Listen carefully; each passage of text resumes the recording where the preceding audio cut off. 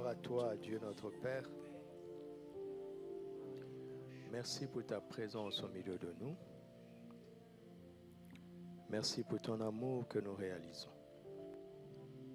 Merci pour cette grâce, car c'est une grâce. Merci pour ton esprit en nous et au milieu de nous. Saint-Esprit, glorifie Jésus. Parle à nos cœurs. Fais-nous entendre la voix du bon berger. Et aide-nous à comprendre ce qu'il veut nous dire, ce qu'il a prévu de nous dire. Aide-nous à recevoir. Aide-nous à pratiquer. Aide-nous à partager, à témoigner de ce que nous allons recevoir. Que tout soit pour ta gloire, Père. Au nom de Jésus. Amen. Amen.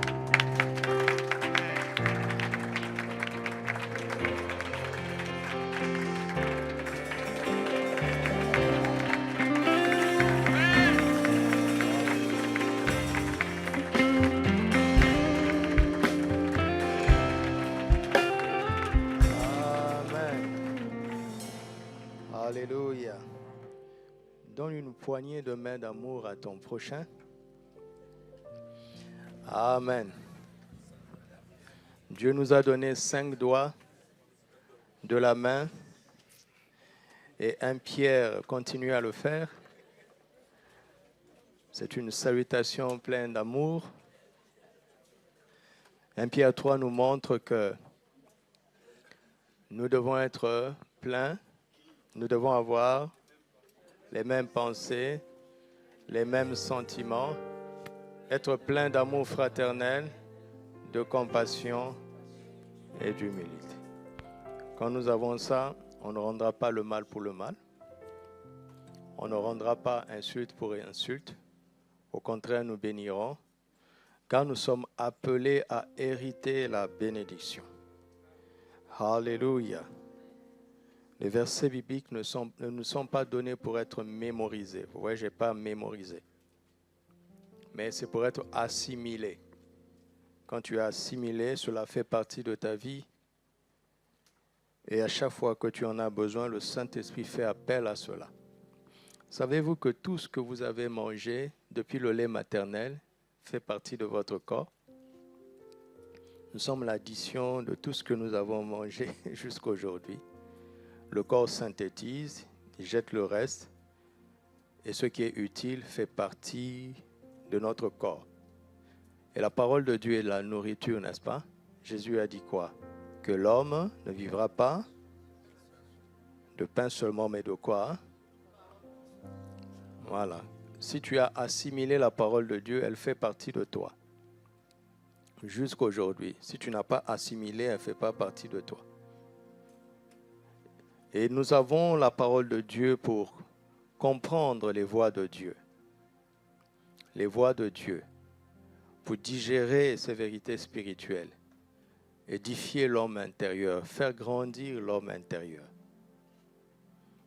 J'ai vu dans la vie des gens qui peuvent vous réciter des versets bibliques avec des références, même des versets sur l'amour, mais être très méchants elles-mêmes.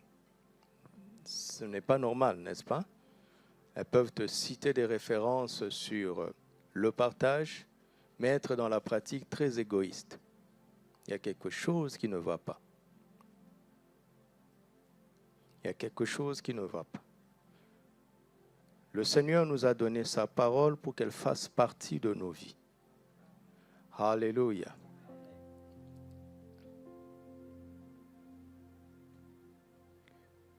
Tous les messages que nous recevons, vous savez, ce qui importe, ce n'est pas la qualité de l'orateur. Ça n'a rien à voir. La Bible n'est pas donnée pour ça. Tout le monde pense que Paul était un grand orateur. Ce n'est pas vrai. Il le dit lui-même, que c'est avec tremblement. Ce n'est pas avec des discours persuasifs de la sagesse qu'il annonçait l'évangile, mais avec une démonstration d'esprit et de puissance. Paul était un grand écrivain, certes, mais il n'était certainement pas un grand orateur. Et regardez avec quelle simplicité Jésus parlait. Jésus aurait pu impressionner par son art oratoire, mais regardez comment il parlait. Il emmenait des paraboles tellement simples. Il disait des choses tellement simplement parce que le but, c'est que nous puissions assimiler. Tel que je vous parle maintenant, si je vais chez les enfants et que je parle de la même manière, je vais échouer. Ce que je vais dire va peut-être être vrai, mais ce sera inutile chez les enfants.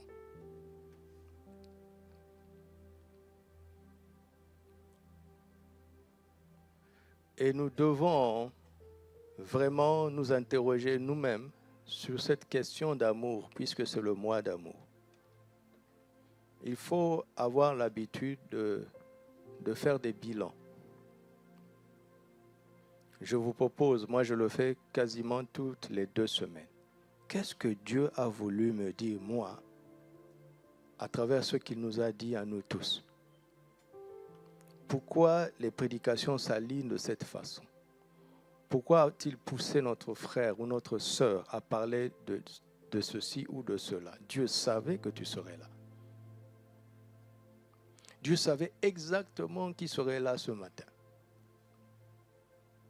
Et il a une pensée pour toi. Il a une parole pour toi. Ne passe pas à côté. Amen. Gloire à Dieu. Nous allons saluer, reconnaître notre maman qui est là, maman Caboret, qui est venue avec son ami. Est-ce qu'on peut les honorer? Levez-vous s'il vous plaît. Levez-vous s'il vous plaît.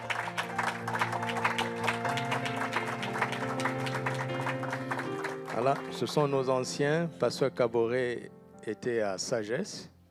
Il est déjà retourné. Maman est encore là. Nous sommes contents de vous avoir avec nous et nous vous souhaitons de passer un bon culte avec nous. Par la grâce de Dieu. Lisons un texte. Romains chapitre 5. Verset 5. Après ça, nous allons chanter un cantique que tout le monde connaît. Or, l'espérance ne trompe point. Pourquoi? Parce que l'amour de Dieu est répandu dans nos cœurs par qui? Qui nous a été donné. Lisons encore. Or, parce que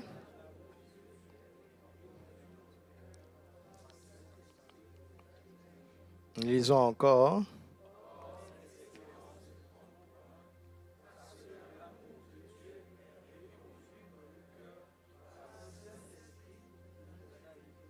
Amen. En fait, ce texte utilise l'amour comme un argument, mais il parle d'espérance. Il parle d'une espérance certaine qui ne trompe point. Et je prie que le Seigneur m'aide à aboutir à cela dans la conclusion. Parce que l'amour ici n'est pas le sujet. C'est un argument. Un argument pour te prouver que cette espérance est certaine. Personne ne peut placer son espérance en Christ et être déçu. Personne un jour dira à Jésus, tu m'as déçu. Il ne ment point. S'il te donne une promesse, cette espérance est certaine. Vous savez, quand Dieu ne veut pas faire quelque chose, il ne te dira rien. J'aime les enfants parce que les enfants te poussent à faire une promesse. Ils ont ça en eux, ils n'ont pas appris ça à l'école. Parce que dès le moment où tu promets, il t'attend au tournant. Papa, tu avais dit. Maman, tu avais dit. Ne lui dis pas, je ne suis pas Dieu. Dieu n'est pas un homme pour mentir. Ni un fils de l'homme pour se repentir. Non, si tu as promis, il faut tenir parole. Alors, fais attention, il faut promettre rarement.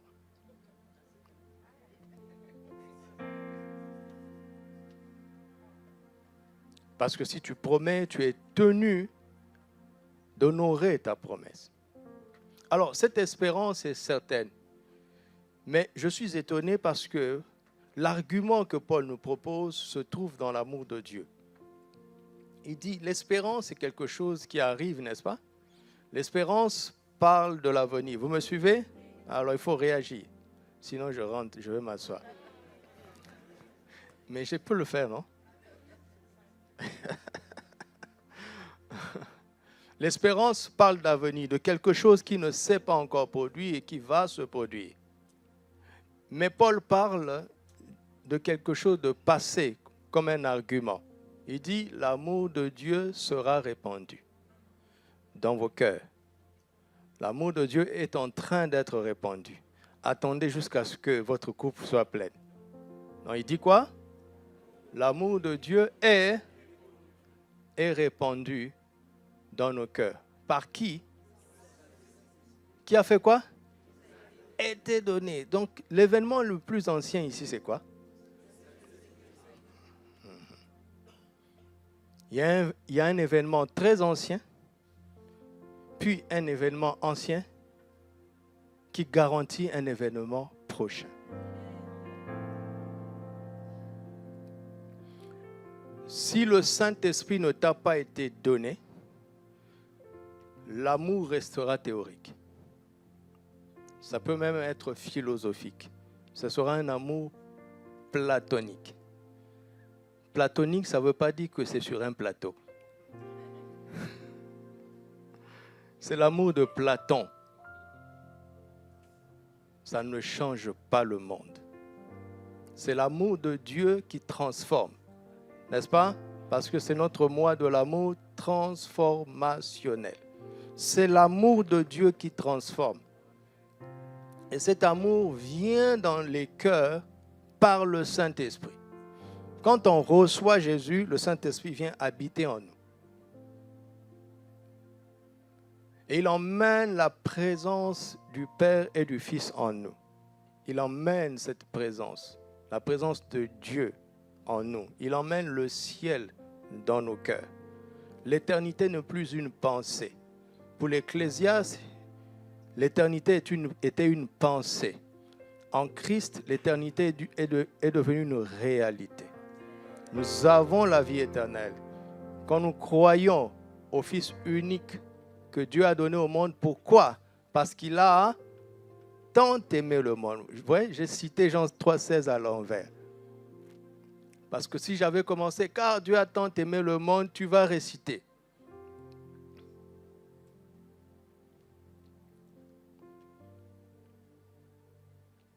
Et donc, quand le Saint-Esprit est là, qu'est-ce qu'il fait? Il répand l'amour de Dieu dans nos cœurs. J'aurais aimé que Paul dise que le Saint-Esprit a déposé l'amour dans nos cœurs. Mais il utilise un verbe liquide. Vous m'entendez? Pourquoi? Parce que quand c'est du liquide, tu le ressens. Alléluia. Il y a une différence entre un chèque et de l'argent liquide. L'amour de Dieu n'est pas un chèque dans ton cœur. C'est du liquide. C'est du concret. Parce que quand tu donnes un chèque, on ne sait pas s'il y a la provision sur le compte. Mais quand tu donnes du liquide, le vendeur sourit. Parce qu'il a encaissé du concret. L'amour de Dieu est devenu concret dans nos cœurs. Par le Saint-Esprit. Ce n'est plus une théorie. Ce n'est pas une idéologie. Ce n'est pas une philosophie. C'est du liquide. C'est une expérience liquide. C'est là où on reconnaît les enfants de Dieu des enfants du diable. Je ne vais pas revenir sur ce que Pasteur Cyril a dit hier. Mais c'est là où on reconnaît. Parce que quand tu dis que j'ai confessé que Jésus est mon Seigneur et mon Sauveur personnel, nous avons entendu le son de ta bouche. Mais nous ne savons pas si cela vient de ton cœur. Nous ne savons pas. Quand quelqu'un dit « je t'aime », nous ne savons pas si ça vient du cœur. Dieu le sait, parce que lui, il sonde les cœurs et les reins. Mais nous ne savons pas. Ton pasteur ne sait pas si ça vient du cœur. Veux-tu prendre tel pour époux ou pour épouse? Oui, je le veux. Mais le maire n'est pas en possibilité de savoir si ton oui, je le veux, vient du cœur ou de la bouche. Parce que si ça vient du cœur, jamais tu diras non, je ne veux plus. Vous voyez de quoi je parle? Parce que ce mot-là, je n'aime pas le prononcer. Il est indécent dans l'Assemblée des saints. L'amour véritable ne périt jamais. Mais ce n'est pas un amour naïf. Parce qu'il couvre une multitude de fautes. Ce n'est pas un amour naïf. Ce n'est pas un amour aveugle. Tu as déjà dit que l'amour est aveugle. Ça veut dire que ton Dieu est aveugle. Puisque Dieu est amour. Dieu peut-il être aveugle? Et si Dieu est amour, donc l'amour n'est pas aveugle. Quand tu aimes quelqu'un, tu es conscient de ses défauts. Mais tu l'aimes quand même. Ces défauts ne font aucune différence. Parce que tu n'es pas aveugle.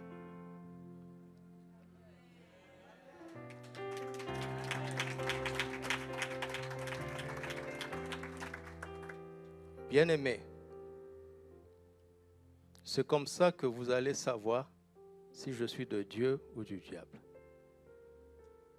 Si je vous donne le droit de me juger, ça veut dire que je vous attends au tournant. C'est comme ça aussi que je veux savoir si tu es de Dieu ou du diable. Tes confessions religieuses ne m'impressionnent pas. Mes confessions ne m'impressionnent pas moi-même. C'est face aux situations que je prends connaissance de qui je suis vraiment. Vous m'entendez?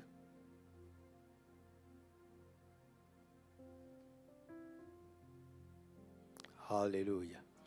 Chantons ce cantique, envoyez-le.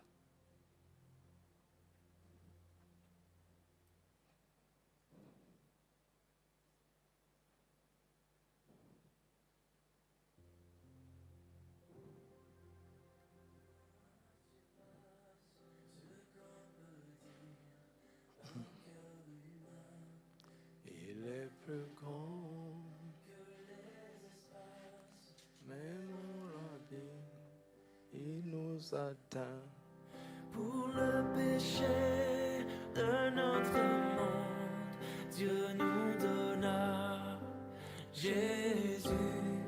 Il nous pardonne aux paix profondes, il sauve les perdus.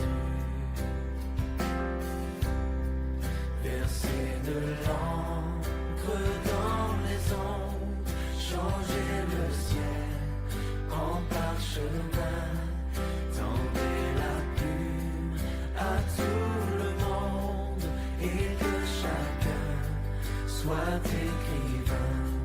Vous dire tout l'amour du Père ferait tarir les eaux et remplirait la place entière sur ces divins.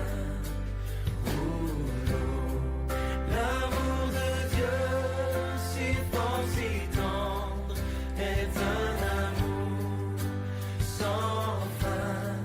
Tel est le chant que font entendre les anges et les saints.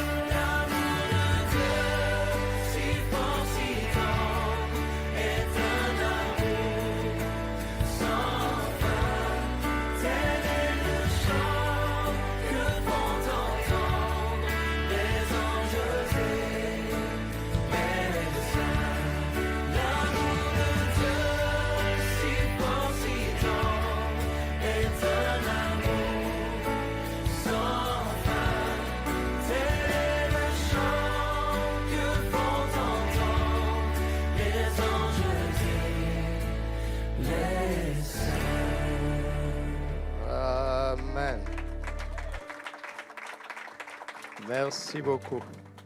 Il y a des chants, quand tu les chantes, c'est comme si tu te laves. Merci Seigneur. Qu'est-ce qui ose limiter l'amour de Christ dans nos vies? C'est notre titre. C'est une question. Qu'est-ce qui ose? Maintenant que nous croyons et nous savons que l'amour de Dieu est déjà répandu dans nos cœurs, sachez qu'il y a des choses qui voudront limiter cet amour dans nos vies. Parce que quand tu reçois Jésus, le monde, le diable ne peuvent rien. La chair ne peut rien.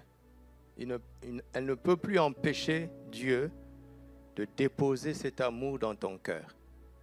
Il est déjà répandu par le Saint-Esprit. Mais le monde, le diable et la chair vont tout faire pour que nous n'exprimions pas cet amour. Cet amour liquide qui est répandu dans nos cœurs doit jaillir comme une source de vie et finalement comme des fleuves de vie.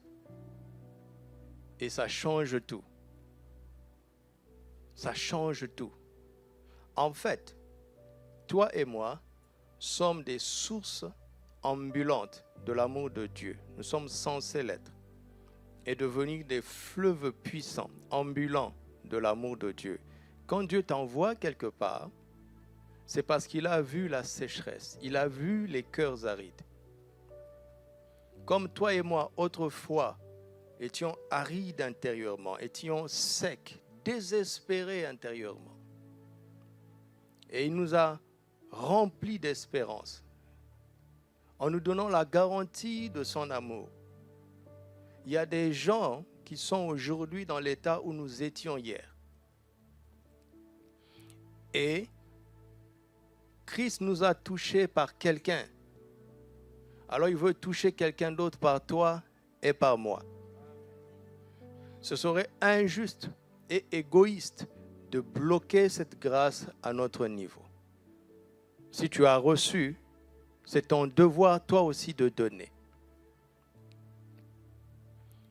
Si tu peux dire que personne n'est intervenu pour que tu connaisses Christ, alors tu as le droit de fermer la bouche. Il y a quelqu'un ici qui a reçu Jésus directement, sans l'aide de personne. Il y a quelqu'un ici qui a compris l'amour de Dieu de manière personnelle, sans l'aide de personne. Il n'y a personne? Cela veut dire qu'il y a quelqu'un qui t'attend pour que tu puisses l'aider à comprendre cet amour, à réaliser cet amour. Sinon, ce serait injuste. Si on t'a aidé, tu dois aider. Si on t'a donné, tu dois donner. Si on t'a parlé, tu dois parler. Si on t'a secouru, tu dois secourir. C'est pas simple. C'est pas simple. Parce que c'est le moyen de l'amour transformationnel et du revêtement de puissance des témoins. C'est pas, vous me connaissez un peu. Je n'aime plus cette puissance qui est devenue un jouet charismatique des chrétiens dans les 4 murs de l'Église. Ça, ce n'est pas l'onction du Saint-Esprit. Vous savez, quand tu as vraiment rencontré Christ, on ne te supplie pas d'aller parler de lui. En tout cas, moi, on ne m'a pas poussé. Quand je l'ai expérimenté vraiment, j'étais dans la rue.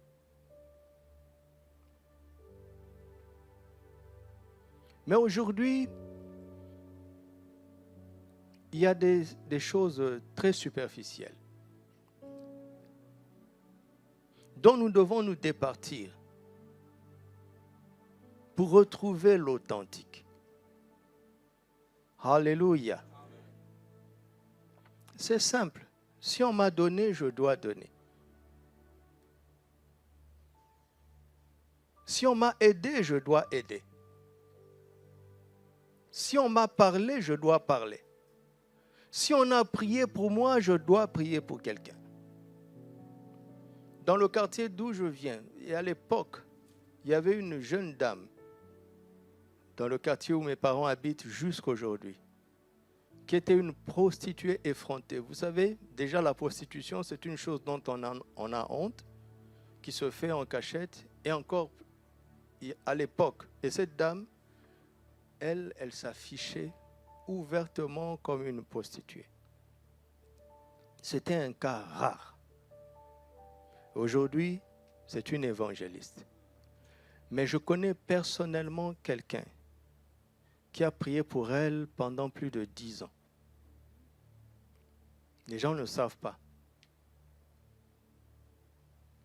Un jour, il lui a parlé de l'évangile, la dame l'a bien ramassé. Alors quand il est rentré, il a été saisi de compassion et le Seigneur lui a dit, tu pries pour elle tous les jours jusqu'à sa conversion.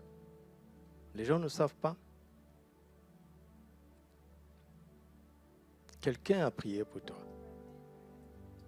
Tu dois prier pour quelqu'un.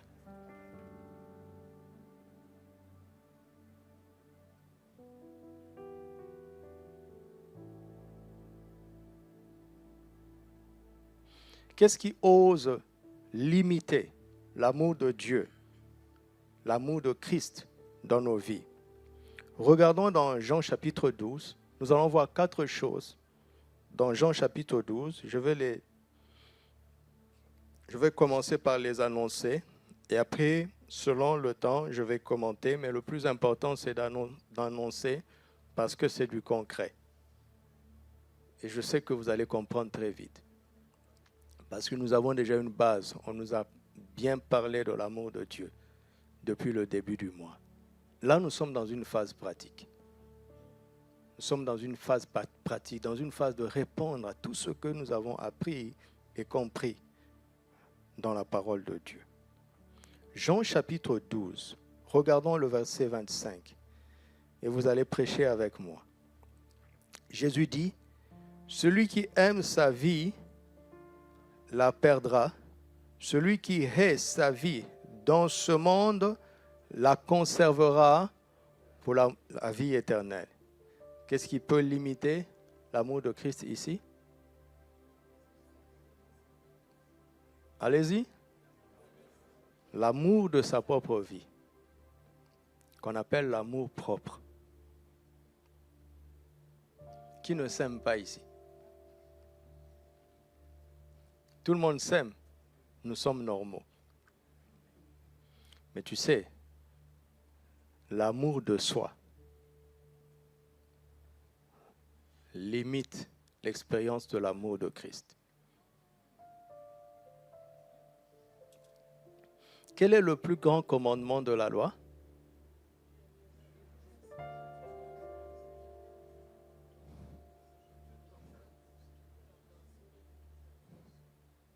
Et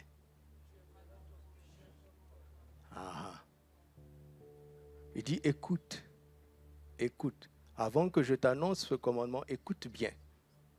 Écoute bien ce que je vais te dire. Parce que si tu n'écoutes pas bien, tu ne comprendras pas ce que je dis.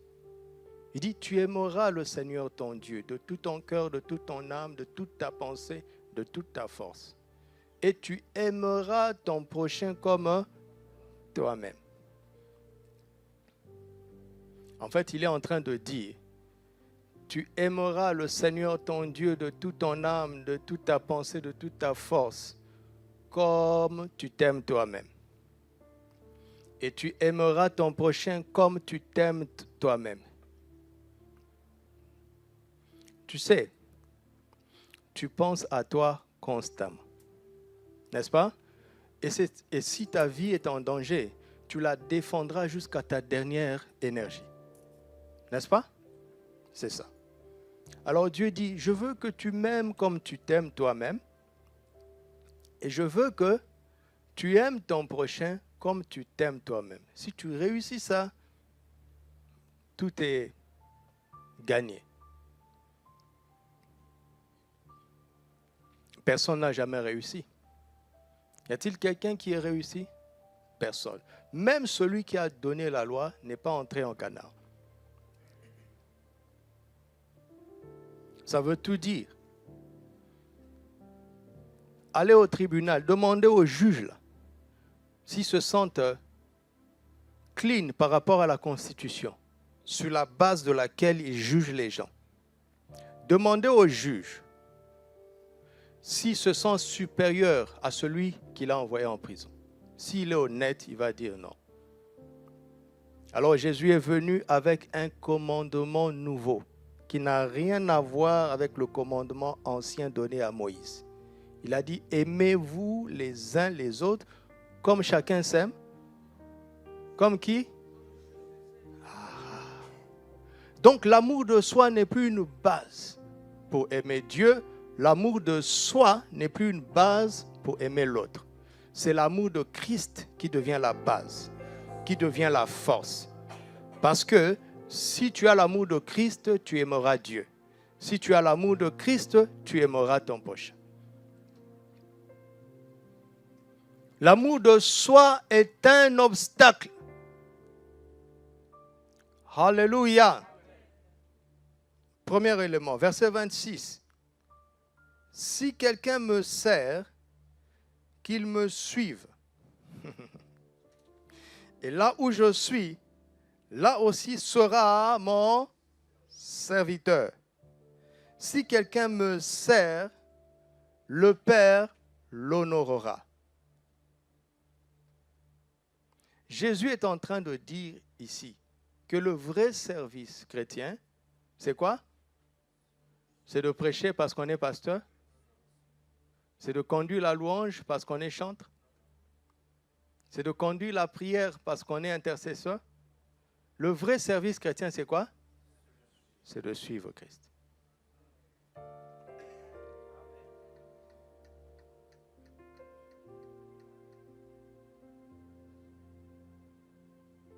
Et pourquoi il dit ça? Matthieu 6, verset 23, pourquoi il dit ça? Matthieu 6, verset 24. Nul ne peut servir. Ah, c'est servir ici, non? Nul ne peut servir deux maîtres, car ou il haïra l'un et aimera l'autre, ou il s'attachera à l'un et méprisera l'autre. Vous ne pouvez pas servir Dieu et maman. Vous ne pouvez pas servir Dieu et maman ou l'argent. Tu sais, nous sommes des rois et des sacrificateurs en Christ. Et aujourd'hui, c'est devenu un slogan chrétien. Nous sommes des rois et des serviteurs en Christ. Nous sommes des serviteurs. Nous avons cette grâce-là de servir Dieu notre Père. Mais servir Dieu, c'est quoi? C'est suivre Christ.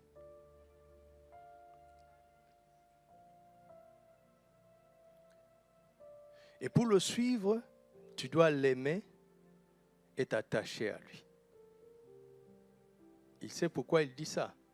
Parce qu'il y a des endroits où il est facile de suivre Christ.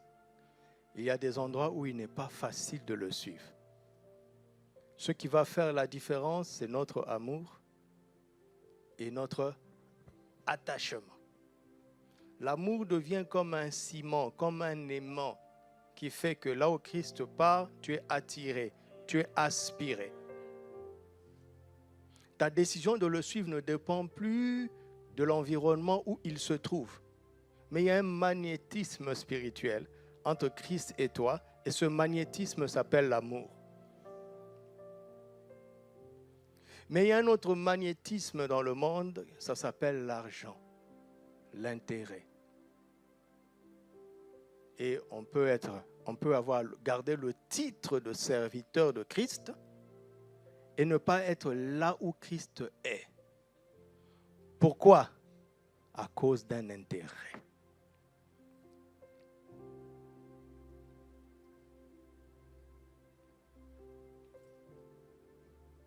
Je vais y revenir. Promis. D'accord? Donc, le premier obstacle au potentiel, c'est quoi? L'amour de soi. Le deuxième obstacle au potentiel, c'est quoi? L'amour de l'argent. L'intérêt personnel. savez, si on vient parler théologiquement de l'amour comme ça, nous ne sommes pas en train de toucher au fond du problème. Les gens auront le langage d'amour, mais ils n'en auront pas la réalité, l'expérience. Est-ce que les gens qui sont autour de toi ont envie de devenir chrétiens? Avant même que tu n'ouvres la bouche, est-ce qu'ils admirent qui nous sommes? Parce que la vie, le témoignage, les actes parlent plus que les discours. Le monde est plein de discours. Ça ne change pas le monde.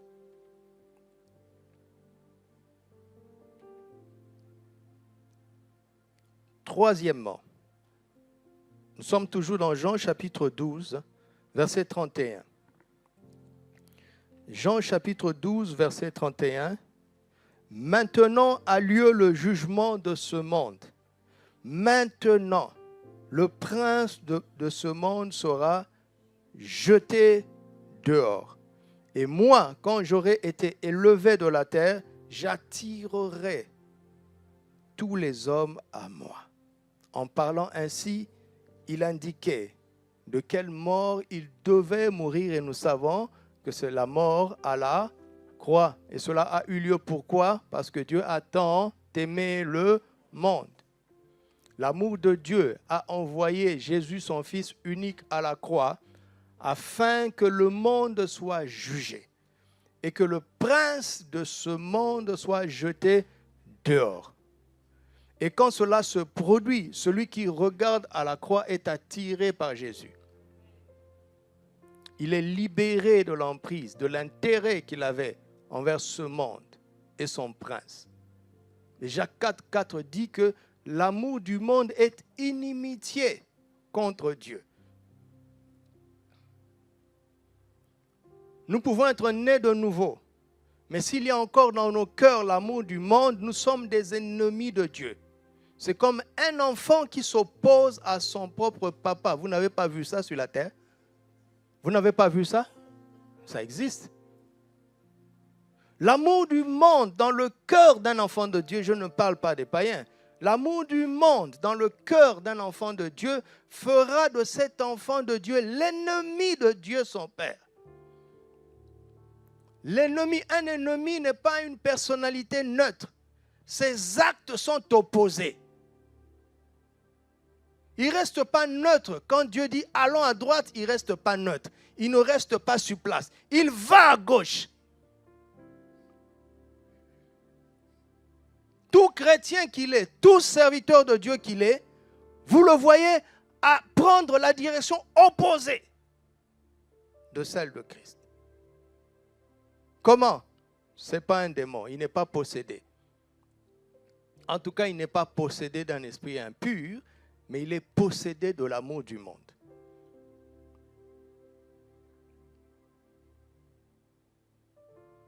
L'amour du monde, donc, peut limiter l'amour du Christ. Quand vous voyez un enfant de Dieu avoir ce comportement, ne pensez pas que Romains 5,5 n'existe pas pour lui.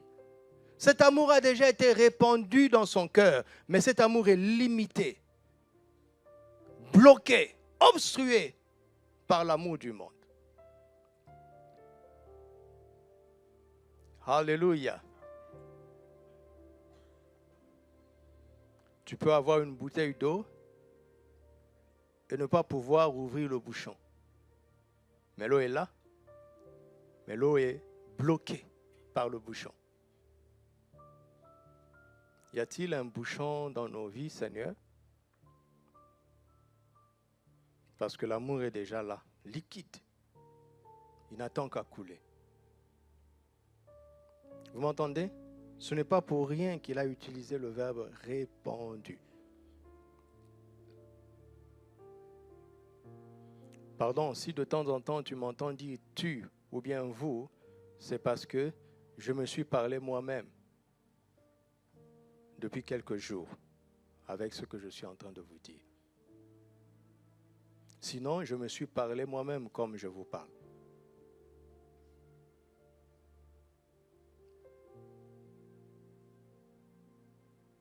Il est possible que l'amour qui est déjà répandu dans nos cœurs soit limité par par quoi? L'amour propre. 2, 3, l'amour du monde.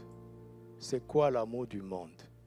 1 Jean 5, 1 Jean 2, 15 à 17. N'aimez point le monde, ni les choses qui sont dans le monde. On ne doit plus aimer les vêtements, on ne doit plus aimer le véhicule, on ne doit plus aimer l'avion. Comment tu vas faire pour rentrer chez toi? Oh non, c'est les choses du monde. Ah bon? Tu vas marcher à pied jusqu'au Sénégal. Oh non, pasteur, les vêtements, c'est les choses du monde. Je dis, mais tu es dangereux. Tu vas te promener nu. Mais c'est les choses du monde, non, pasteur? Les briques, c'est les choses du monde. Tu vas dormir dans la rue parce qu'il faut des briques pour construire une maison. L'école, pasteur, c'est les choses du monde. Ah bon? Donc tu ne vas pas étudier? Pasteur, le travail, c'est les choses du monde. Moi, je préfère évangéliser. Ok, bravo. Mais ne viens pas demander l'argent pour manger. C'est quoi les choses du monde? Parce qu'on peut inventer des prétextes. Hein? Est-ce que vous savez qu'un jour, j'ai entendu un prédicateur dire, vous savez, la révélation est progressive. Rions un peu, d'accord? Il dit, quand vous lisez la Bible, la révélation est progressive. Dans Jean 3,16, Dieu a dit de ne pas aimer le monde. Mais plus tard, Jean a dit,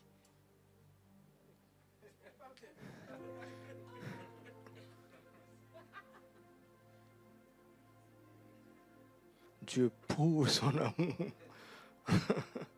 Donc le monde, ça peut être les hommes. Dieu aime l'humanité, mais Dieu n'aime pas le monde en tant que système. C'était juste ça l'erreur du prédicateur. Mais il y a des erreurs qui sont graves. Très, très, très graves. C'est quoi le monde? Il dit, si quelqu'un aime le monde, l'amour du Père n'est point en lui. C'est dangereux, hein? Alors il continue en disant, car tout ce qui est dans le monde, vous voyez, les exemples que j'ai cités ne sont pas listés là-bas. Tout ce qui est dans le monde. 1, quoi?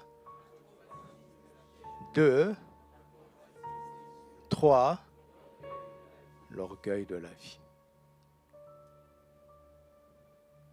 Donc Dieu peut te bénir en te donnant des belles choses matérielles. Il peut te bénir en te donnant beaucoup d'argent, en te donnant des possibilités, en te donnant une grande intelligence, des grands diplômes, des grandes compétences, des grandes responsabilités. Ça, ce n'est pas le monde.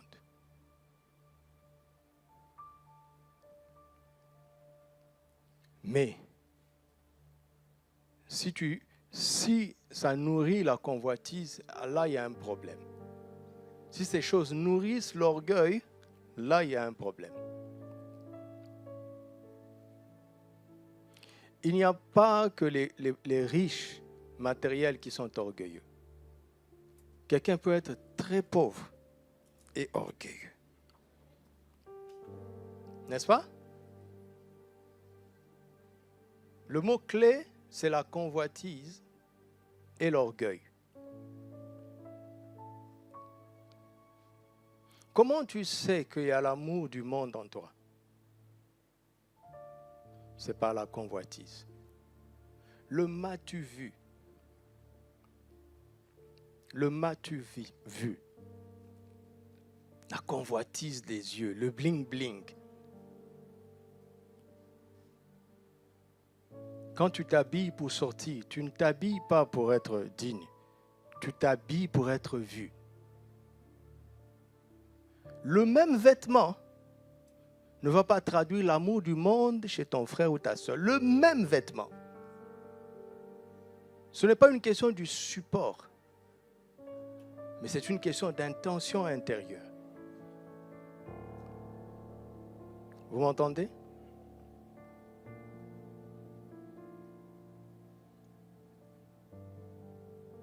Parce que si tu ne fais pas ça, Tu peux avoir en toi l'amour du monde sans t'en rendre compte. Sans t'en rendre compte. C'est venu peut-être de manière inconsciente.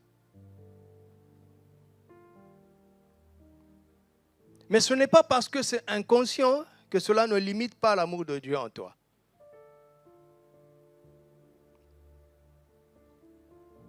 Vous m'entendez? C'est un miroir, c'est un miroir. Quatrièmement, Jean chapitre 12, versets 42 et 43. Cependant, même parmi les chefs, plusieurs crurent en Jésus. Mais, à cause des pharisiens, ils n'en faisaient pas l'aveu. Pourquoi?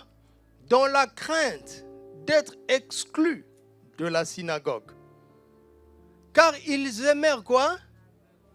La gloire des hommes. Plus que quoi?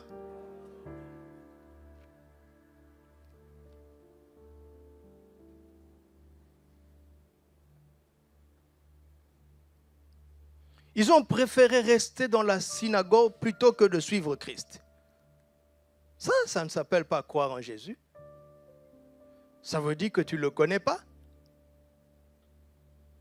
Ils ont préféré rester dans l'église locale plutôt que de suivre Jésus. Ça ne s'appelle pas croire en Jésus. Jésus a dit, voici, je me tiens à la porte et je frappe. Si quelqu'un entend ma voix, il ouvre, j'entrerai et je souperai avec lui et lui avec moi. Il parle à une église. Il était dehors. La réunion était belle à l'intérieur. Mais celui qu'on était censé adorer était dehors. Garde-nous d'être comme ça, Seigneur.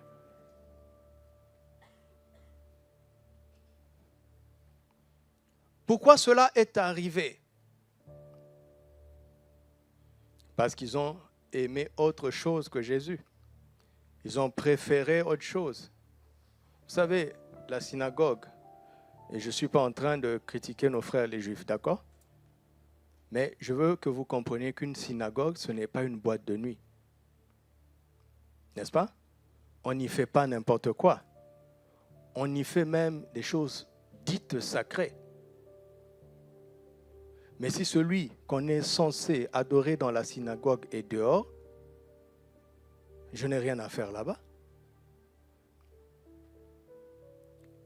Si Jésus est dehors, je n'ai pas de place ici. Nous ne sommes pas venus pour nous-mêmes. Nous ne sommes pas venus pour le chant. N'est-ce pas? Nous sommes venus pour lui. Alléluia. Il a dit, tu adoreras le Seigneur ton Dieu et tu le serviras lui seul. Il dit, si quelqu'un me sert, il faut qu'il me suive. C'est quoi ce service qui consiste à être là où Jésus n'est pas? Il y a un défaut d'adoration, donc de révélation. Mais qu'est-ce qui se passe? Parce qu'il y a un intérêt dans la synagogue. L'homme n'est pas bête. Il y avait une gloire que d'être à l'intérieur, la gloire des hommes. Ce n'était pas neutre, vous m'entendez? Ce n'est pas une décision bête, excusez-moi de parler ainsi. Ce n'est pas une décision qui a manqué d'intelligence du point de vue des hommes. Il y avait une gloire, la gloire des hommes. Mais la gloire de Dieu était en Christ et Christ était dehors. Il y a un intérêt. Quand quelque chose commence à devenir plus intéressant que Christ, plus attirant que Christ, l'amour de Dieu qui est déjà répandu en nous est en danger. Tu m'entends? Tu m'entends? Ça peut être ton mari ou ta femme. Ça peut être tes enfants. C'est de l'amour. Jusqu'à quel point tu l'aimes. Quand cet amour qui semble pur commence à prendre le dessus sur l'amour de Christ, il y a un danger. Mais pourquoi l'homme en arrive là? C'est parce qu'il trouve un intérêt à montrer à l'autre qu'il l'aime. L'autre le lui rend bien. Et il gagne quelque chose. Ce n'est pas de l'amour, c'est de la manipulation. C'est de l'exploitation. Quelqu'un comprend très bien de quoi je suis en train de parler. Prends ton fils, ton unique, celui que tu aimes. Va l'offrir en holocauste. Pourquoi Dieu a fait ça? Parce qu'il voyait bien qu'Isaac commençait à prendre toute la place dans le cœur d'Abraham. Et cela empêchait Abraham d'être un adorateur. Or, si tu n'es pas un adorateur, tu ne seras pas un serviteur. Et si tu ne le sers pas, tu deviens inutile pour lui. Et quand quelque chose est inutile pour nous, on le jette à la poubelle. Et la somme des poubelles vont dans un lieu d'incinération. Vous ne le savez pas? Toutes les poubelles, tôt ou tard, finissent dans le feu. Et la poubelle éternelle s'appelle l'enfer, où on va jeter tout ce qui deviendra inutile pour le Créateur. On n'est pas sur terre pour vivre que pour vivre. Nous avons été créés pour un but. Je vous parle?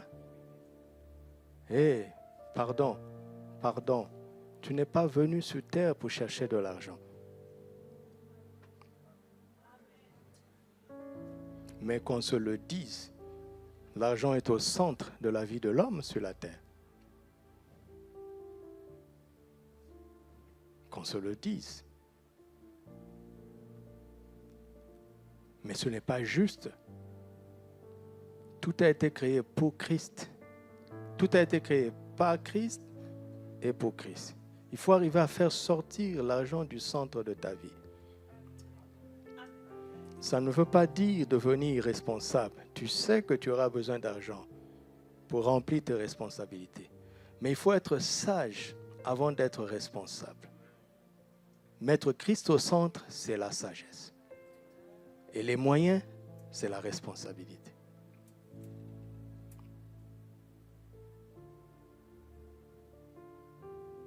1 Timothée 6,10 dit quoi?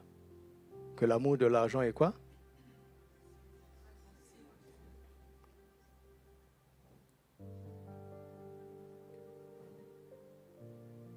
Aujourd'hui, c'est facile. On dit aux chrétiens, pas d'impudicité, pas d'alcool, pas de cigarettes.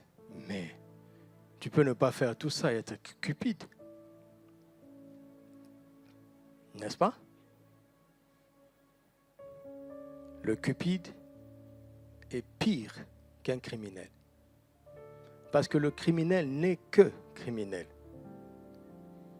Mais le cupide a en lui tous les maux du monde.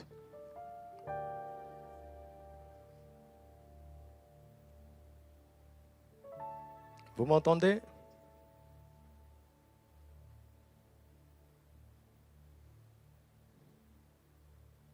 Regardez ce texte, Ecclésiaste 10, verset 19.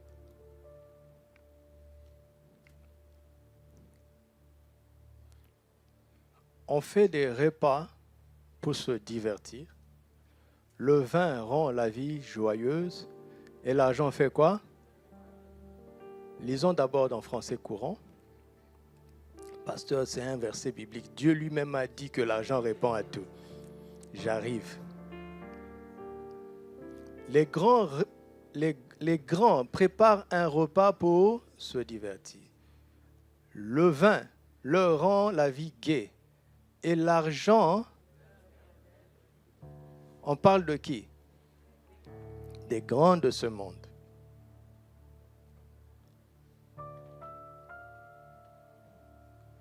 Question. Revenons dans Louis II.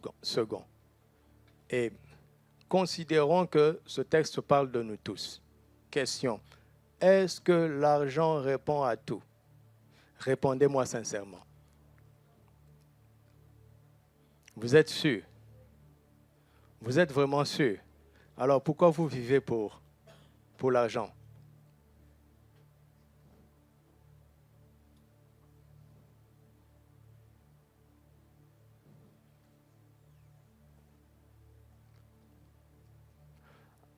Jésus, parce que c'est Salomon qui parle ici, dans sa dimension négative, l'Ecclésiaste.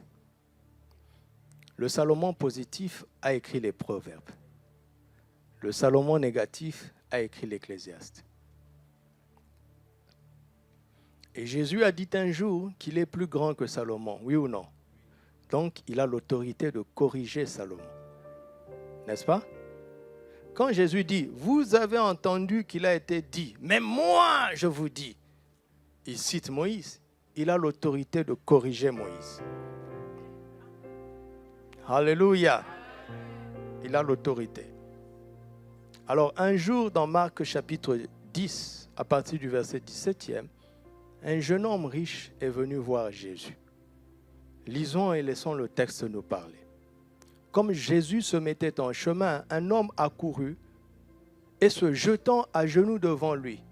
« Bon maître, lui demanda-t-il, que dois-je faire pour hériter la vie éternelle ?» Il n'a plus de problème avec la vie temporelle.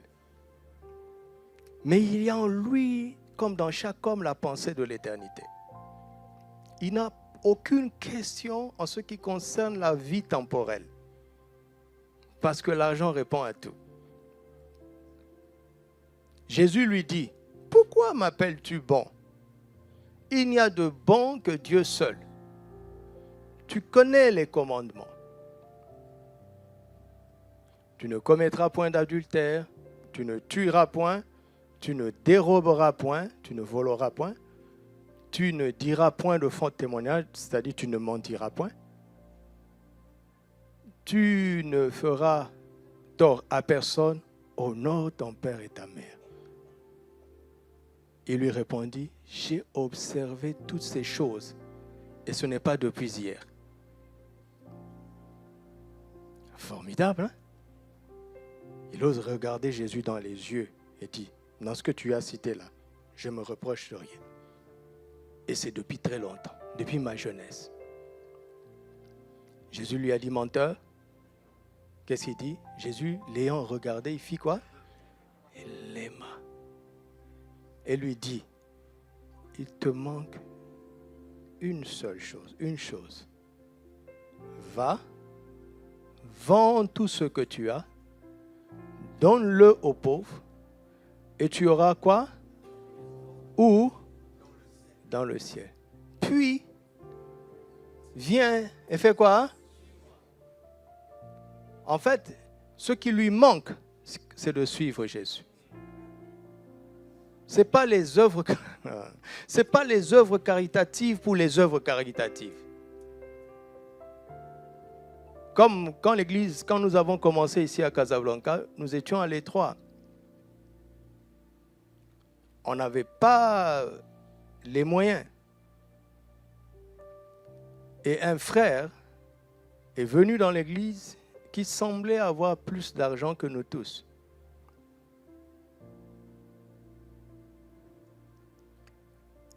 Quand il donne une dîme, il veut me la donner en main propre.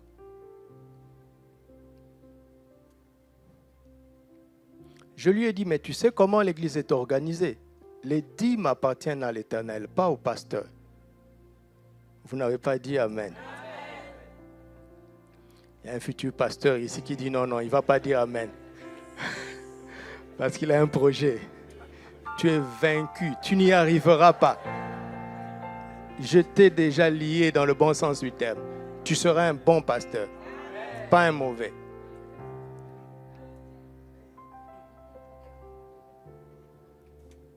Donc j'ai appelé la trésorière, elle a reçu. Comme on aime le faire, je lui ai dit, envoie-lui une lettre, un accusé de réception. Quand il a reçu l'accusé de réception, il m'appelle. Il me dit, mais pourquoi tu fais ça? Je le dis pour que tout le monde sache que je n'ai pas pris ton argent. Désormais, tu mets dans le panier.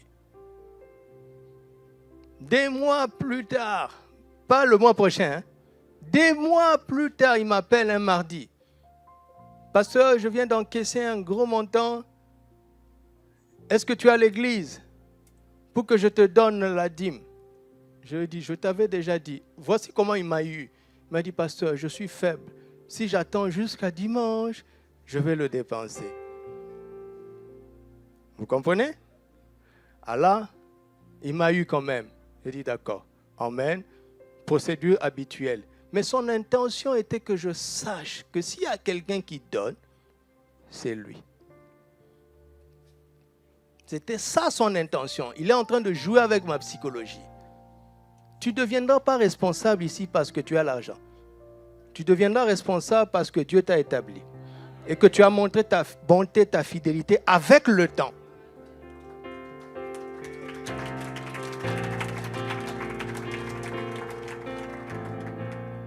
Et un jour, il a craché le morceau parce qu'il se méconduisait tellement. Je ne veux pas entrer dans les détails. Il se méconduisait tellement un jour. Je l'ai sermonné devant sa femme parce que la pauvre dame, elle souffrait. Mais elle avait un confort matériel. Mais elle était misérable. Et voici ce qu'il va me dire. Pasteur, en fait, laisse-moi aller chercher l'argent. Vous priez pour moi. J'ai dit non, ça ne marche pas comme ça. Crains Dieu d'abord toi-même. Ta vie m'intéresse plus que ton argent. Aujourd'hui, je ne suis pas sûr qu'il est toujours dans la foi. Parce que l'argent avait rempli son cœur. Mais c'est quelqu'un qui a vu la puissance de l'argent, franchement. Et il sait chercher de l'argent. Donc, il est devenu un serviteur de maman. Il y a le nom de Jésus dans sa bouche. Je ne prêche pas la peur de l'argent, hein, vous le savez, non? Je ne prêche pas la pauvreté non plus. On ne fait pas de vœu de pauvreté ici. Christ s'est fait pauvre, afin que par sa pauvreté, nous soyons enrichis. Il n'a pas dit afin que par sa pauvreté, nous ayons beaucoup d'argent, mais que nous soyons enrichis. Si tu as un salaire de 100 000 dirhams et que tu as des charges de 101 000 dirhams, tu es pauvre. Alors que l'autre a un salaire de 2 000 dirhams et qu'il a des charges de 1 200 dirhams, il est riche. Mais quand tu as un salaire de 100 000 dirhams, on te donne des crédits facilement. Donc tu peux avoir une voiture de luxe à crédit, une villa de luxe à crédit. Mais tu es un pauvre qui roule dans une voiture de luxe, qui habite une villa de luxe, alors qu'il y a un riche qui habite dans un logement social. Il faut que tu te connaisses toi-même. Tu as compris? Parce que le diable utilise ces gens-là pour séduire les enfants de Dieu et semer le goût du luxe, la convoitise des yeux, la convoitise de la chair, l'orgueil de la vie. Le but, c'est d'étouffer l'amour qui a déjà été répandu dans nos cœurs. Tu comprends? Je reviens à mon texte. Il te manque une chose, c'est quoi? C'est de me suivre. Tu comprends? Les choses précédentes, c'est ce que tu dois faire. Il y a des choses dont tu dois te débarrasser. Parce que je discerne, dit le Seigneur, que ton abondance matérielle est devenue une pesanteur. Il se peut que ça ne soit pas une pesanteur pour toi. Parce que plus tu as, mieux tu sers. Alors Dieu te donnera davantage. Ne nous méprenons pas avec la parole de Dieu. Dans ce cas précis, la grâce que Dieu lui a faite d'une bonne vie morale et de grandes compétences dans les affaires est devenue une pesanteur pour le suivre. Donc si tu ne suis pas Christ, tu ne peux pas le servir. Alors qu'il l'appelle maître, bon maître. Tu m'appelles maître, mais tu ne me sers pas. Ce n'est pas tous ceux qui disent Seigneur, Seigneur qui hériteront la vie éternelle. Allons au-delà des propos. L'amour de Dieu ne consiste pas en paroles seulement.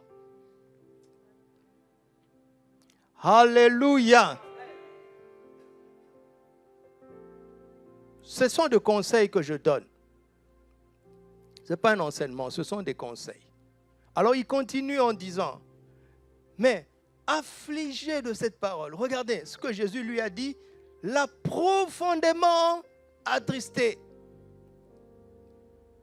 Tu imagines, un jour tu es dans l'adoration, d'accord? Et tu sens le Seigneur te dire, prends ta montre, offre-le à telle personne. Tu es affligé. Qu'est-ce que cela veut dire? Tu es attaché à la montre. C'est justement pour ça que le Seigneur te demande de t'en détacher. Il est affligé. Affligé. Cet homme s'en alla tout triste. Pourquoi? Car il avait de grands biens. Vous savez, il avait une grande moralité et de grands biens. Ne pensez pas que on ne peut pas avoir une bonne moralité quand on a des grands biens. Non, c'est possible. N'est-ce pas? Que Dieu te donne ça. Mais que cela ne t'empêche pas de le suivre. Regardez Job. Regardez Job. Il était le plus considéré de l'Orient. Pourtant, il était aussi celui qui craignait Dieu le plus. Mais il avait un problème. Il y avait la peur dans son cœur. Ce que je crains, c'est ce qui m'arrive. Tu sais, là où tu es là, tu ne penses pas à la bourse. Pas la bourse de l'AMCI des étudiants. Le cours de la bourse que vous allez apprendre à ACEPO. Tu ne te demandes pas si le dollar est à quel taux. Tu n'as pas d'action. Tu comprends? Il y a beaucoup d'angoisse quand on a de grandes richesses. Tu comprends? Regarde. Tu as 1000 dirhams sur ton compte. L'autre a 1 milliard. Si la monnaie perd le quart de sa valeur, il te reste 250 dirhams. Lui, il lui reste quoi? 250 millions. Son niveau de perte n'a rien à voir avec toi. Donc, c'est pour ça qu'ils traînent beaucoup d'angoisse en eux. Tu dois être préparé à ça.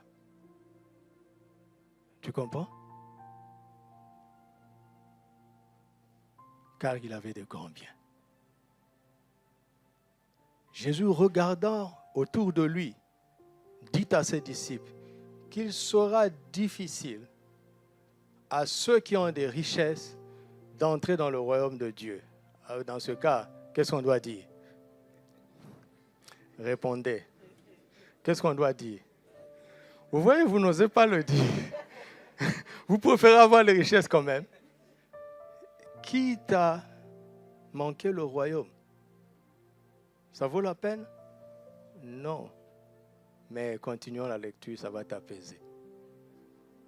Les disciples furent étonnés de ce que Jésus parlait ainsi. Est-ce qu'ils étaient riches, les disciples? Ils ont dit à Jésus, nous avons tout quitté pour te suivre. Ils auraient dû dire, voilà, c'est pour ça qu'on vous avait dit là. Les choses de ce monde, ça ne sert à rien. Non, non, non, non. Eux aussi, ils le voulaient. Donc, suivre Jésus, quelque part, était intéressé. C'est pour ça qu'ils ont été déçus. On a arrêté Jésus, il n'a rien fait. On l'a humilié, il n'a rien fait. Mais quelque part, ils espéraient toujours dire, on le connaît, on le connaît. On l'a crucifié, il n'a rien fait. Ah, ils l'ont abandonné. Quelle déception. On a cru que tu étais le roi. Chacun se positionnait pour être dans le gouvernement. C'était intéressé.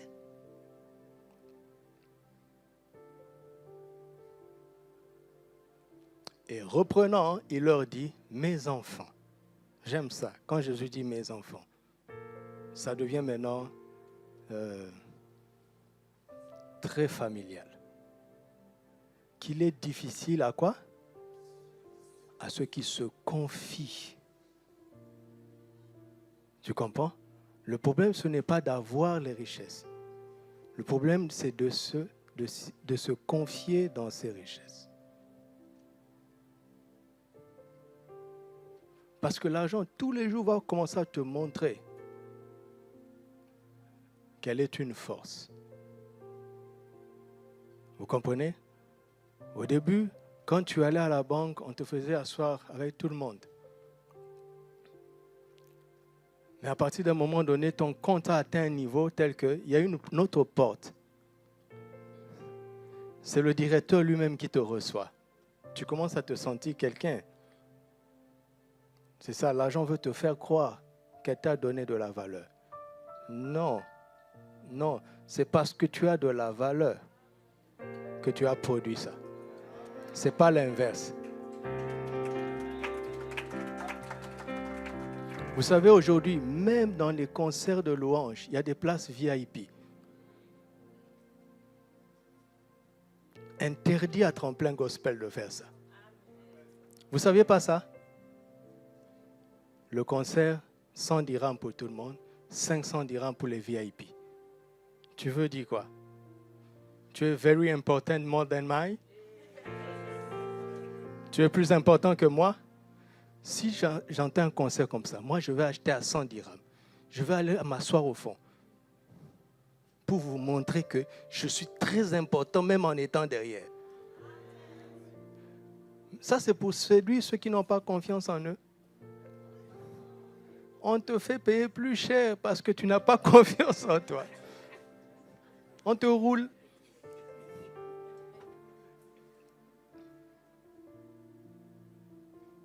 Et petit à petit, on commence à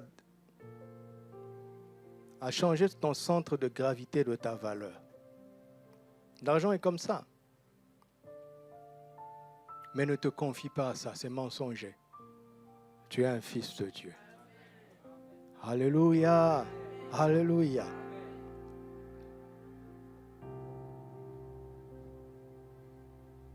Et il y a un autre monsieur dans Luc 12, on ne va pas le lire.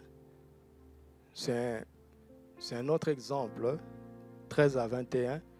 Lui se confiait dans ses richesses. Mais Jésus dit, insensé, il ne sait pas que cette nuit, sa vie lui sera demandée. Et il conclut, il en est ainsi de tous ceux qui ne sont pas riches pour Dieu. D'accord? Si tu es riche, sois-le pour Dieu. Voilà, c'est comme ça que tu seras à l'abri de l'amour de l'argent qui est la racine de tous les maux. Tu m'entends? Tu m'entends? Alors, quelle est ta situation ce matin? Où est-ce que tu te retrouves à titre personnel?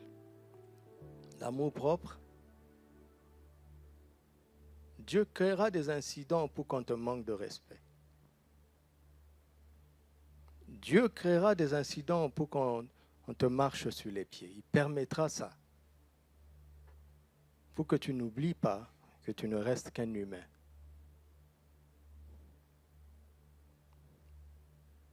Tu comprends? Ça nous aide. Celui qui aura fait ça a mal agi. D'accord? On ne va pas justifier ça. Mais ta réaction, souvenez-vous de ce que j'ai dit jeudi. Si on te fait le mal, ce n'est pas bien. Mais ne rends pas le mal pour le mal. C'est la réaction qui a le dernier mot, pas l'action. Si on t'insulte, ce n'est pas bien. Mais ne réponds pas par l'insulte. Vous m'entendez? Vous m'entendez? L'amour de soi, l'ego, vivre pour lui-même. Il y a beaucoup de versets, je ne vais pas les lire. Allez lire les évangiles, vous allez voir. Jésus est beaucoup revenu sur ça. L'ego, vivre pour soi. Non, non. L'amour de Christ nous presse, afin que nous ne vivions plus pour nous-mêmes, mais pour celui qui est mort et ressuscité pour nous. C'est l'évangile, frères et sœurs. C'est l'évangile. C'est l'évangile. Faites très attention à l'évangile que vous entendez. Ce n'est pas parce qu'on a dit Jésus qu'il est d'accord avec la suite du discours. Le veau d'or pour l'Égypte, ce n'était pas une idole. Vous m'entendez? Ils ont dit, Israël, voici l'Éternel qui t'a délivré de l'Égypte. Ce n'était pas une idole. Leur intention n'était pas de faire une idole. Mais leur intention était de fabriquer un Dieu qu'ils voient et qui a la forme d'un animal qui les sert. Ils auraient pu faire un lion d'or. N'est-ce pas? Pourquoi ils ont choisi le veau? Tu vas prendre le lion pour labourer ton champ? Hein? Vous comprenez ça? Ce n'est pas parce qu'on a dit Jésus. Écoute la suite du discours. La nature humaine est tellement égoïste qu'à un moment donné, il va vouloir retourner la situation en sa faveur. 1 Corinthiens 10 nous montre qu'ils sont tous morts dans le désert. Pourquoi? Parce qu'ils ont murmuré, oui. Parce qu'ils ont été idolâtres, oui. Mais écoute bien, écoute bien. Ils buvaient à un rocher qui les suivait. Et ce rocher était Christ. Ils étaient devant et Christ était derrière eux. Quand ils ont soif, ils se retournent. Ça va, l'eau est prête? Allez, donne-moi à boire. Dès qu'ils ont bu, ils se retournent. Allez, suis-nous. Tu es là derrière nous pour satisfaire notre soif.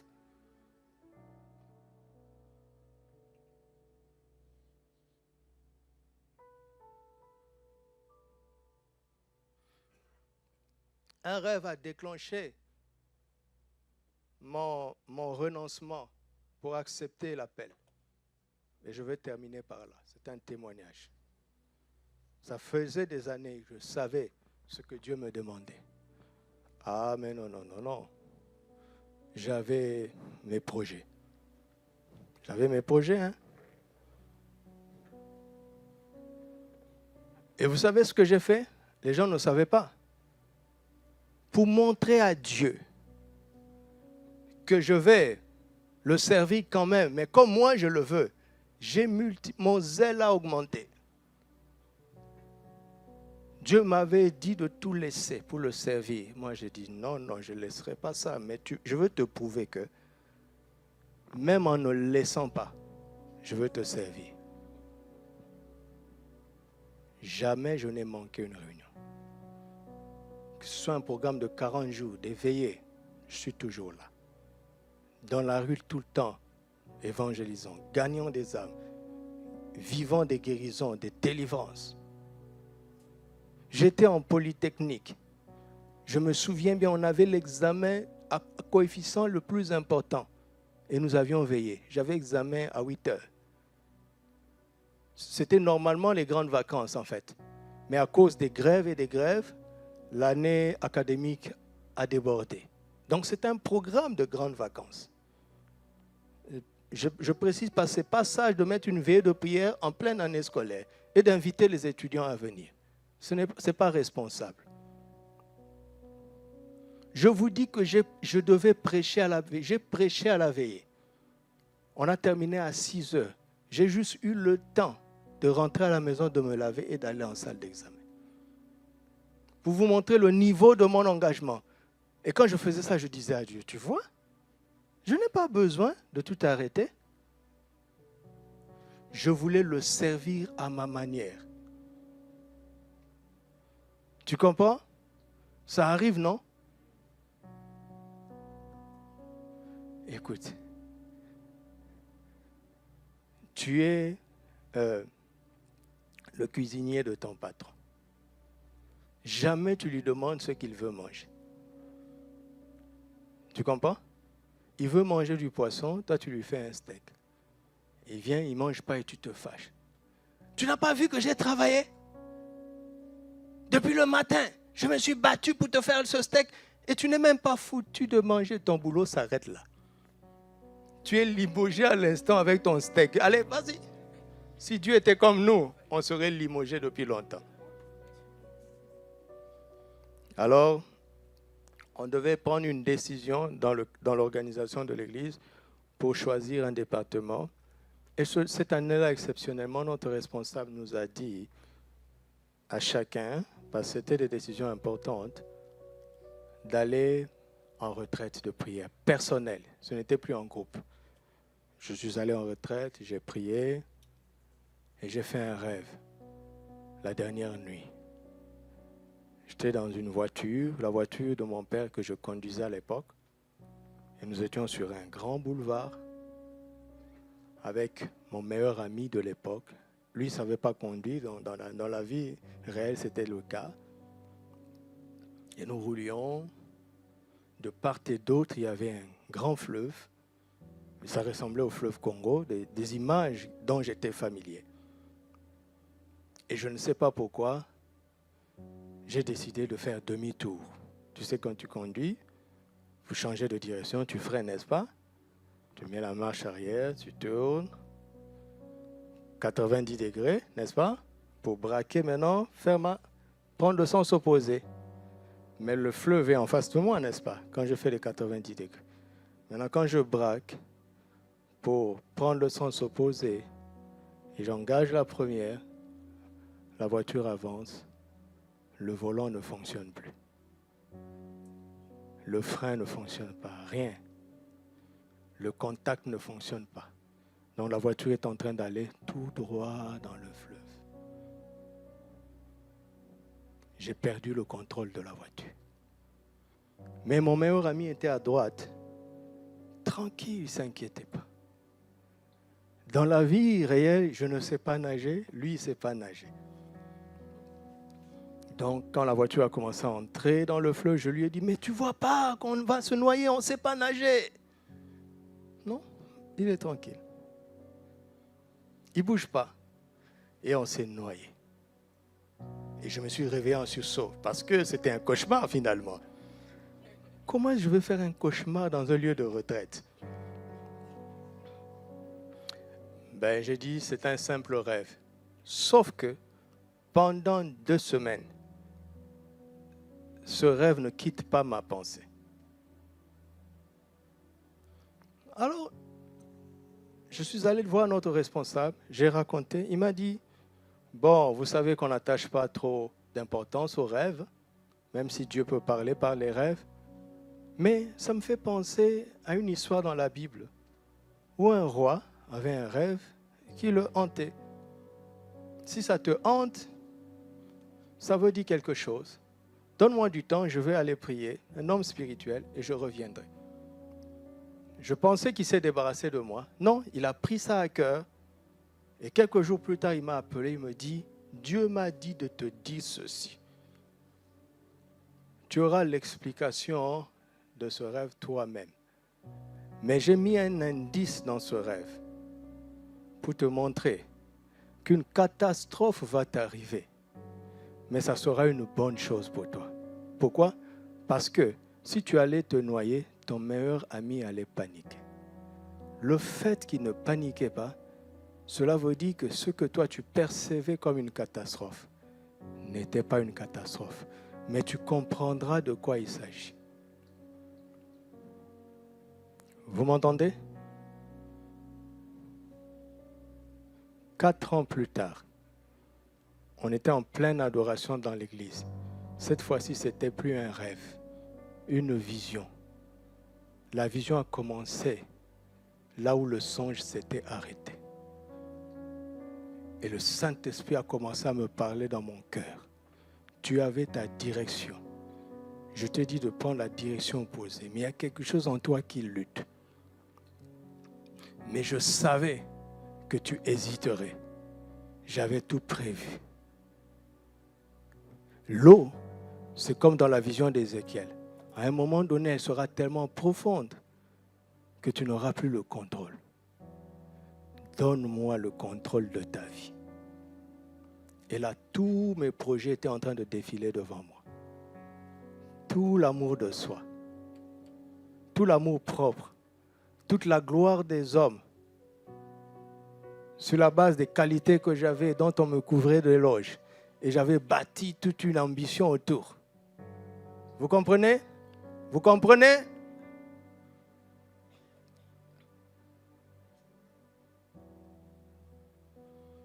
Et ce jour-là, je me suis rendu. Je ne l'ai jamais regretté jusqu'à aujourd'hui. Car cette espérance ne trompe point.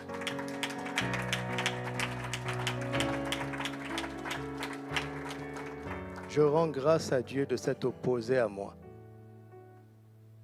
S'il avait respecté ma volonté, je serais malheureux. Je ne serais pas avec vous. J'aurais peut-être fait de grandes choses. Vous entendrez parler peut-être d'une entreprise, ceci, cela. Mais dans le cœur, je serai comme ce jeune homme riche. Il me manque quelque chose. Tu comprends? Il te manque quelque chose. Laisse sortir cet amour. Renonce à tout ce qui l'empêche. Tu m'entends? Est-ce que tu m'entends? Baisse la tête. Commence à parler à Dieu. Où est-ce que tu te situes aujourd'hui? L'amour propre, jouer au piano, l'amour propre. Où est-ce que tu te situes aujourd'hui? L'amour du monde, la convoitise des yeux, la convoitise de la chair, l'orgueil de la vie, l'amour de la gloire des hommes, la réputation que tu veux avoir, l'amour de l'argent. Réponds à Dieu qui t'a parlé. Le même Saint-Esprit qui a répandu cet amour dans ton cœur est là pour t'aider, pour nous aider. C'est lui qui va nous aider à pratiquer cet amour. C'est lui qui va nous aider à manifester cet amour, à l'exprimer. Envers Dieu, notre Père d'abord, et envers notre prochain, comme Christ aime le Père, comme Christ nous aime, comme Christ aime notre prochain. Parle au Saint-Esprit, demande son aide. Parle au Saint-Esprit, s'il te plaît, parle au Saint-Esprit. Qu'est-ce que je peux faire d'autre pour nous aider? Je n'ai rien à faire si ce n'est de t'encourager à répondre à Dieu toi-même dans ton cœur. Je vais prier pour toi, mais je l'ai déjà fait. C'est pour ça que j'ai su quoi te dire. Mais on n'impose pas les mains pour ça. C'est une décision de cœur. C'est une décision personnelle. Le mari ne prendra pas cette décision à la place de sa femme. La femme ne prendra pas cette décision à la place de son mari. Ils peuvent s'encourager, certes. Les parents ne prendront pas cette décision à la place de leurs enfants et vice-versa. Les frères ne prendront pas cette décision à la place de leurs frères ou de leurs sœurs. Dans ton sacerdoce à l'église, personne ne prendra cette décision à ta place. Dans la cellule, personne ne prendra cette décision à ta place. Cet amour est déjà répandu dans ton cœur si tu es en Christ. Le Saint-Esprit est là. Il est frustré chaque jour de ne pas pouvoir exprimer au travers de toi cet amour, comme il a pu l'exprimer au travers de quelqu'un pour te toucher, pour me toucher.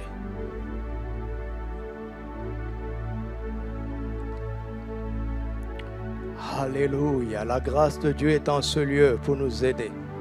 Tu ne seras pas le même, tu ne seras pas le même. Tu ne sortiras pas tel que tu es venu. Continue de répondre à papa. Ce n'est pas avec tes propres forces. Il demande ta volonté, il demande ta foi, il demande ta décision. Pour le reste, il s'en occupera, il s'en chargera. Père, je prie encore pour ceux qui résistent, pour ceux qui sont hésitants, pour ceux qui doutent, pour ceux qui ont des luttes dans leur cœur. Aide-les comme tu m'as aidé. Aide-les comme tu nous aides tous les jours. Tous les jours, papa, tous les jours. Il faut que ton amour sorte de nos vies. Cet amour est resté longtemps emprisonné, enfermé. Nous ne sommes pas heureux comme ça. Nous ne pouvons pas être heureux comme ça. Ouvre les vannes, laisse couler cet amour, ouvre les vannes. Ouvre les vannes. Quelqu'un a besoin de ça.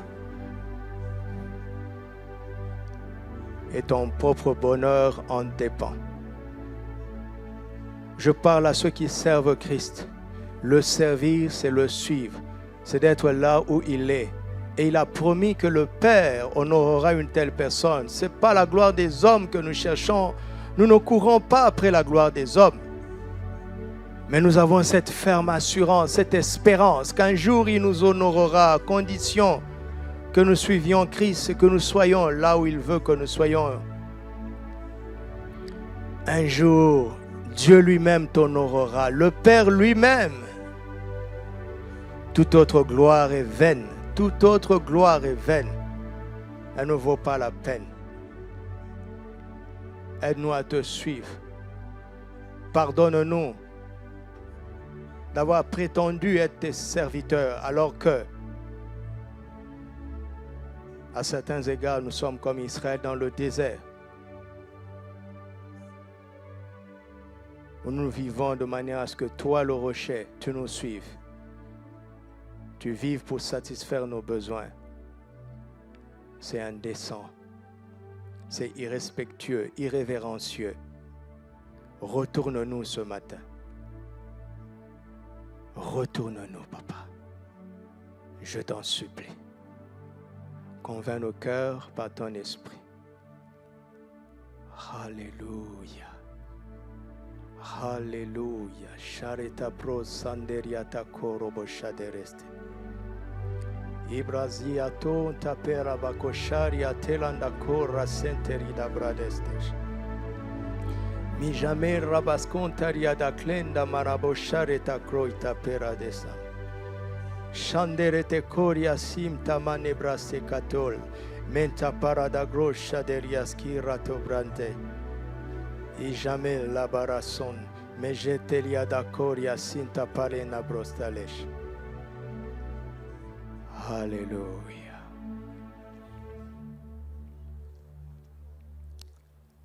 Alléluia.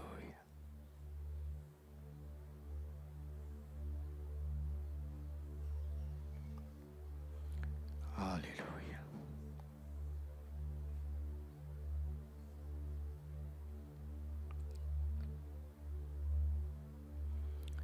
Alléluia. Prends toute ta place au milieu de nous. Reste au centre de nos vies. Reste au centre de la vie de l'Église. Reste au centre de nos cœurs, de nos pensées, de nos projets. Sois le moteur, la motivation, le but de la vie de chacun.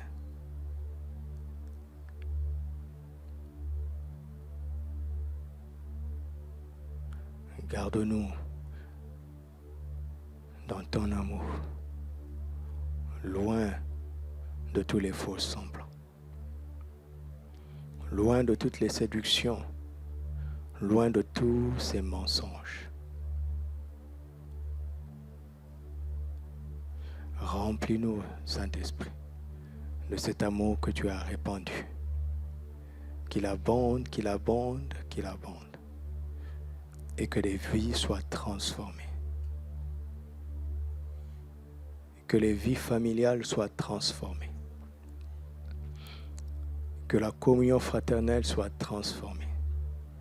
Que le témoignage extérieur soit transformé. Au nom de Jésus. Au nom de Jésus. Nous vivons pour t'aimer, Seigneur. Tout le reste est secondaire. Dans l'amour, tes commandements ne sont plus pénibles. Ce que tu attends de nous, nous le ferons volontairement, sans aucune contrainte, mais avec une grande joie.